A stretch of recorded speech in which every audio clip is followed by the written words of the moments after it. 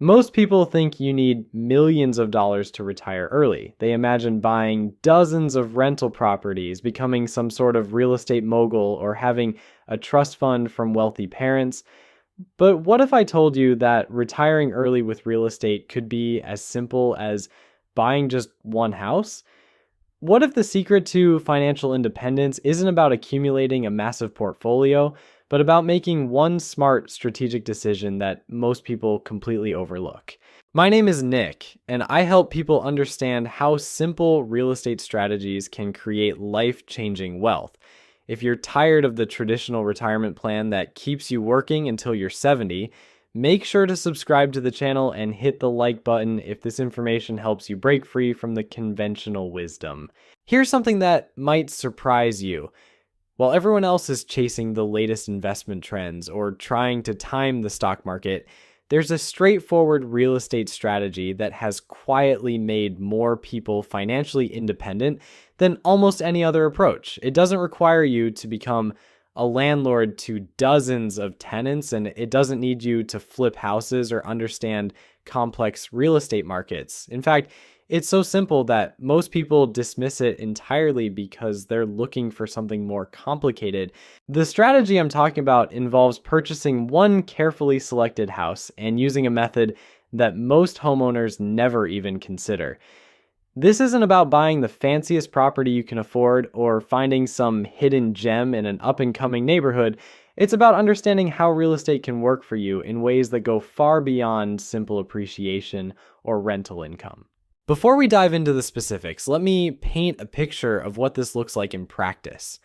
Imagine owning a property that not only provides you with a place to live, but also generates enough passive income to cover all your living expenses within 15 to 20 years. Picture having the freedom to retire in your 40s or 50s, not because you inherited money or hit the lottery, but because you made one intelligent real estate decision in your 20s or 30s. This might sound too good to be true, especially if you've been told that real estate investing requires significant capital, perfect credit, or years of experience. The reality is that this strategy works for ordinary people with ordinary incomes who simply understand how to leverage one property in an extraordinary way. The foundation of this approach lies in something called house hacking, but we're going to take it several steps further than most people ever consider. Traditional house hacking involves buying a duplex or multi-unit property, living in one unit, and renting out the others. While that's a solid strategy, what I'm going to show you can work with a regular single-family home and can be even more powerful over the long term. Here's where most people get it wrong. They think about real estate in terms of monthly cash flow, focusing on whether a rental property will generate a few $100s per month in profit. While cash flow is important, it's not the primary wealth-building mechanism in this strategy. The real power comes from combining several wealth-building forces that most investors never fully utilize. The first force is what I call strategic appreciation. This isn't about hoping your property value goes up, though it probably will over time. Instead, it's about buying in areas where appreciation is more predictable and sustainable. This means looking for properties near growing job centers, upcoming infrastructure projects, or areas where housing supply is naturally constrained. But here's where it gets interesting. Most people buy a house, live in it for 30 years, and eventually own it free and clear. They think this is smart because they've eliminated their housing payment.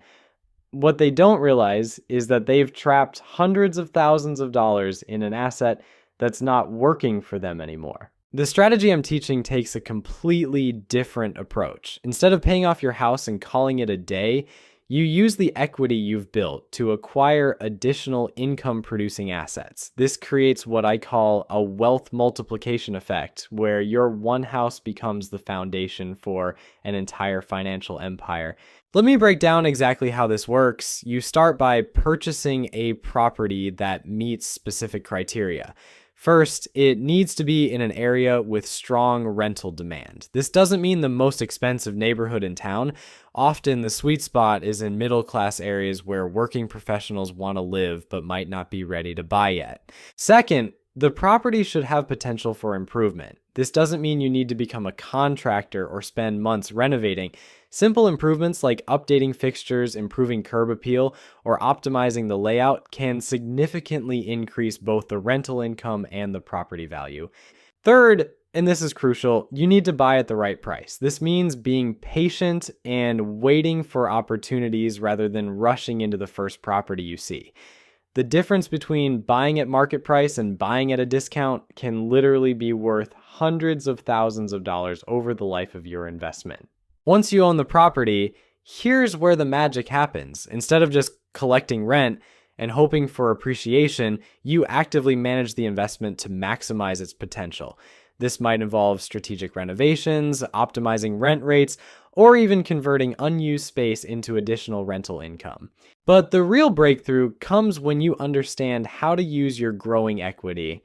As your property appreciates and you pay down the mortgage, you're building wealth in two ways simultaneously. The appreciation increases your net worth, while the mortgage payments increase your ownership stake. After several years, you'll have significant equity that most people just let sit there doing nothing. This is where the retirement acceleration happens. Instead of letting that equity remain trapped, you can access it through refinancing or a home equity line of credit. But here's the key. You don't use this money for consumption or lifestyle upgrades. You use it to acquire additional income-producing assets. These additional assets don't have to be more real estate, though they certainly can be. You might invest in dividend-paying stocks, bonds, or even start a business. The important thing is that you're using the equity from your one house to create multiple income streams. As these income streams grow, something remarkable happens. Your total passive income begins to approach and eventually exceed your living expenses. When your investments generate enough money to cover your basic needs, you've achieved what most people call financial independence. You can choose to keep working if you enjoy it, but you're no longer dependent on a paycheck to survive. The timeline for this process varies depending on your starting point, the property you choose, and how aggressively you pursue the strategy. Some people achieve financial independence in 10 to 15 years, while others might take 20 to 25 years. Either way, it's significantly faster than the traditional retirement timeline of 40 years. What makes this approach so powerful is that it doesn't require you to sacrifice your quality of life or live like a monk for decades. You're living in a nice house, building equity, and creating wealth simultaneously. You're not choosing between enjoying your life today and securing your financial future. You're doing both at the same time. The psychological benefits are just as important as the financial ones. When you know that your housing situation is not only taken care of, but is actively building your wealth, it changes how you think about money and your future. You develop confidence that comes from knowing you're on a path to financial freedom, even if you're not there yet. This confidence often leads to better career decisions, more calculated risks, and opportunities that wouldn't be available to someone living paycheck to paycheck. When you have a foundation of real estate equity, you can afford to take that job with more growth potential but less immediate security. You can start that business you've always dreamed about because you know your housing costs are covered.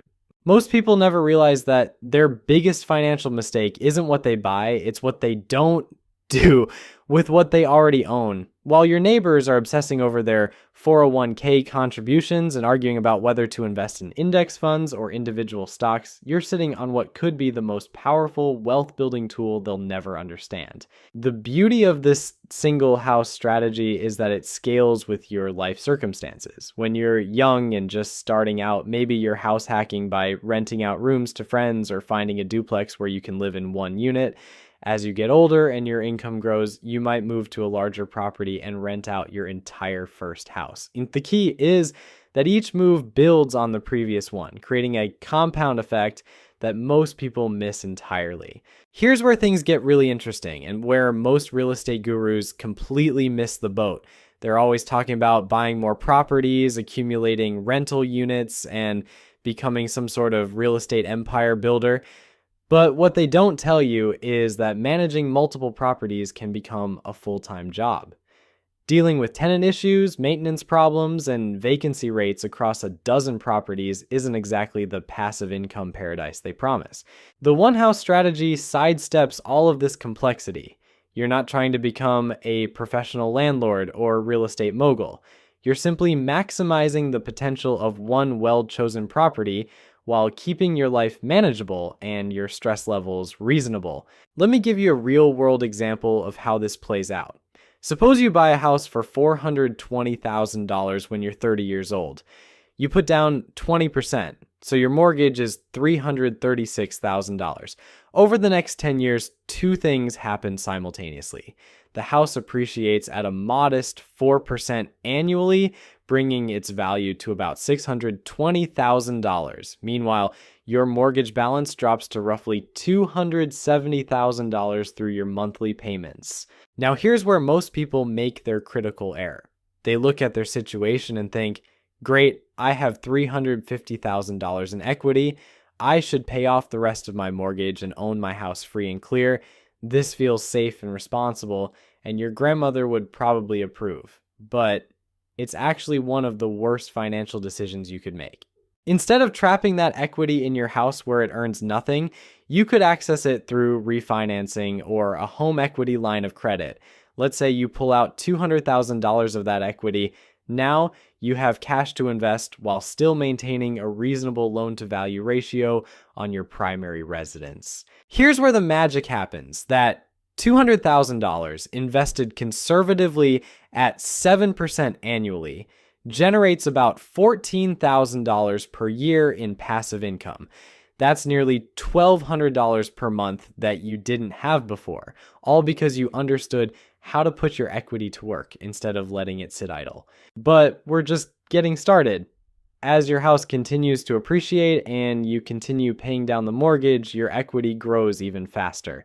In another 5 years, you might have enough equity to pull out another $150,000. Now, your passive income jumps to over $2,400 per month.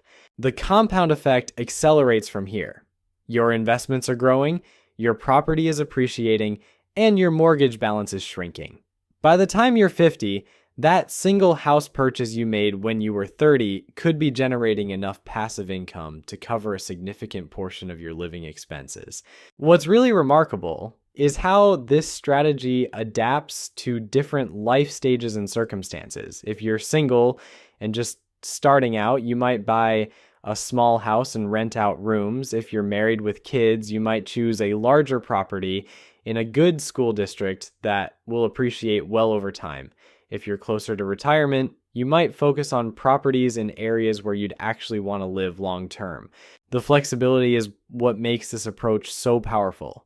You're not locked into some rigid investment strategy that only works under perfect conditions. You're creating a foundation that can evolve with your life while consistently building wealth in the background. Now, I know what some of you are thinking. What about the risks? What if the real estate market crashes? What if interest rates skyrocket? What if your area becomes economically depressed?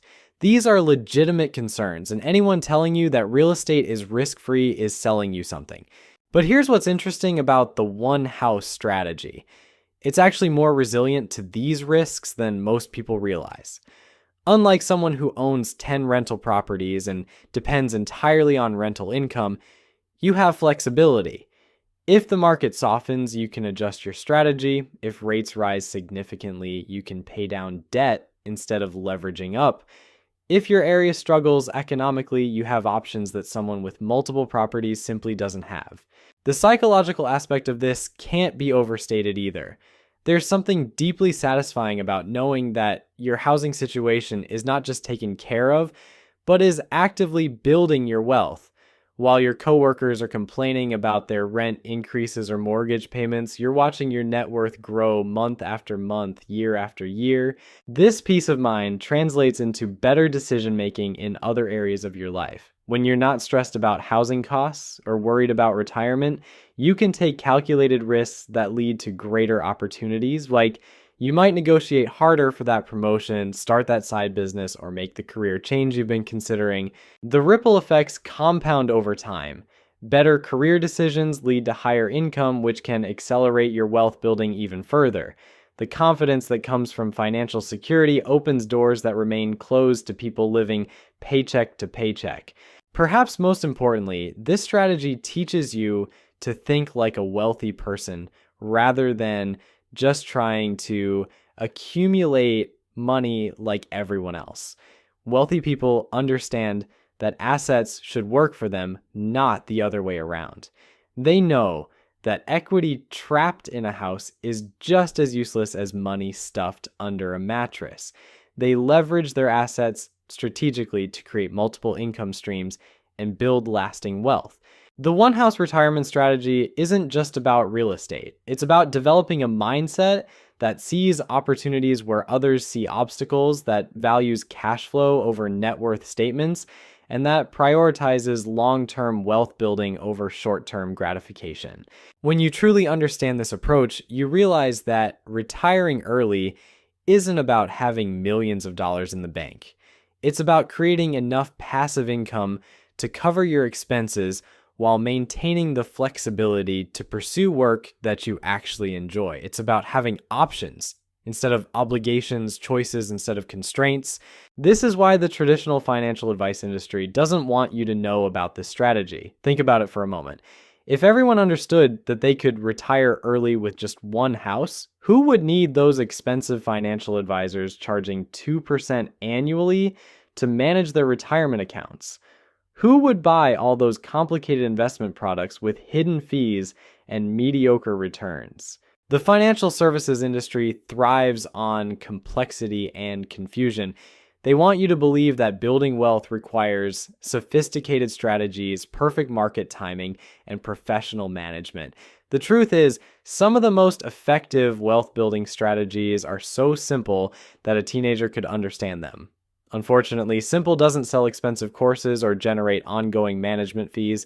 Let me share what happens when you actually implement this strategy over a 20-year period. The numbers might shock you, especially when you compare them to what most people achieve following conventional retirement advice. Remember our example from earlier? You bought that $420,000 house when you were 30. By age 50, here's what your financial picture could look like. Your original house is now worth approximately $760,000, assuming that modest 4% annual appreciation.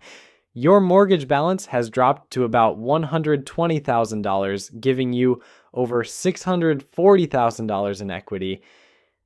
But here's where it gets interesting. Over those 20 years, you've strategically accessed your growing equity 3 separate times to make additional investments. The first time at age 40, you pulled out $200,000 and invested it conservatively. By age 50, that investment has grown to approximately $395,000. The second time at age 45, you accessed another $150,000 of equity.